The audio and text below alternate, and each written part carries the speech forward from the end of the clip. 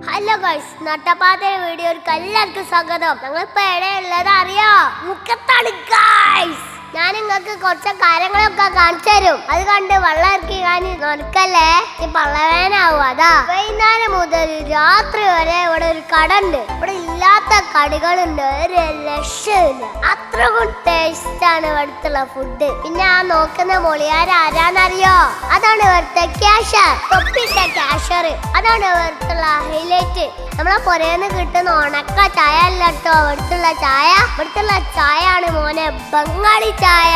ഈ ചങ്ങയാല് ബംഗാളിയാണ് എന്നാ തോന്നുന്നത്. ബാബു എന്നാ പേര്. ബാബു മലയാളിക്ക് മാത്രമുള്ള പേരൊന്നും അല്ലല്ലോ, ചിലപ്പോ ബംഗാളിക്കും ഉണ്ടാവുമായിരിക്കും. കുറെ പെണ്ണുകൾ ഇവിടെ ഒരുങ്ങി മാറ്റി വന്നിട്ട് ഇവിടെ ചായ കുടിക്കാൻ. അതുപോലെ ഞങ്ങളും ഇവിടെ വന്ന് കുറെ സാധനങ്ങൾ ഇവിടെ മൂടി വെച്ചിക്കണ്. ഒക്കെ ഒന്ന് മെറ്റാണ് മോനെ.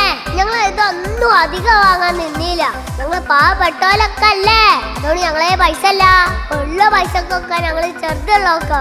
ഈ ബംഗാളി ചായ കുടിച്ച് നൂനൂന്ന് പറഞ്ഞിട്ട് ഒരു ചൈനക്കാര് വന്ന്. അയാൾ എന്താ പറയുന്നത് എനിക്ക് മനസ്സിലായില്ല. എന്നാലും അയാളുടെ ചൂന്ന് ഇങ്ങനെ കേൾക്കാം. ഇത് എന്ത് ഭാഷ വർത്താനത്? ഒരു രസമില്ലാത്ത ഭാഷ.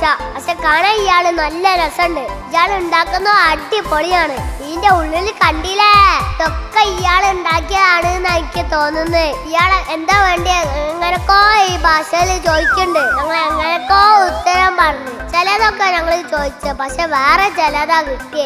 ചെനക്കാര് പറയുന്നത് കേട്ടിട്ട് അമ്മ എന്തൊക്കെയോ പറയുന്നുണ്ട്. അയാൾക്കൊന്നും മനസ്സിലായില്ല. അടുത്തോണ്ട് ഇതേതാ ഭാഷ എനിക്കും മനസ്സിലായില്ല. ചായക്കെ കുടിച്ചു ഞങ്ങള് പോയി. പിന്നെ സബ്സ്ക്രൈബേഴ്സ് ഒക്കെ കൂടിട്ടോ. ഇവിടെ നല്ലോണം എന്നെ സപ്പോർട്ട് ചെയ്യണ്ടല്ലേ. പിന്നെ പൈസൊക്കെ കേറല് തുടങ്ങി. നീ ഞങ്ങളെ നല്ലോണം സപ്പോർട്ട് ചെയ്യണേ. ഞാൻ ഷൂ വാങ്ങാനൊരു വിചാരിച്ച്. ഇനിയിപ്പൊ നോക്കിയിട്ട് കാര്യല്ല, അയാളിന്നെ തിരിച്ചറിയുമ്പോ ഒരു ഗെറ്റപ്പ് ഒക്കെ വേണ്ടേ. അതുകൊണ്ട് ഒരു ഷൂ കൊണ്ട് വാങ്ങി. മിനിന്റെ ഷൂ കണ്ടപ്പോ എനിക്ക് വാങ്ങാൻ തോന്നി. പക്ഷെ വിലൊക്കെ ചിരിക്കുക.